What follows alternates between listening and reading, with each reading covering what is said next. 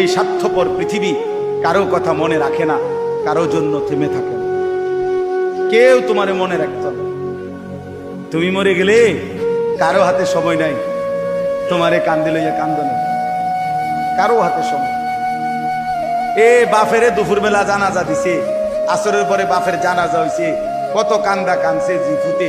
এশার নামাজের পরে পাশের ঘরের থেকে ভাত তরকারি আনছে, এরই পেট ভরে ভাত খায়। এরা দেখলাম দুপুরে কান্দে অন ভাত খায়। আরো গোস্ত লয়, আরো ফার্মের মুরগা লয়, তেলাপিয়া মাছ লয়, ডাইল লয়। বাহ, কি আপনারা দেখলাম বিকালে কি কান্দাটা কানলেন, বুঝেন? অর্থাৎ বুঝাইতে চায় ওনার জন্য তো আমি না খাইয়ে মরে গেলে হইতো না, ঠিক আছে কাঁদছি তো কাঁদছি। অর্থাৎ দুনিয়া থেমে থাকে না, কারো জন্যই কি থাকে না, থেমে থাকে।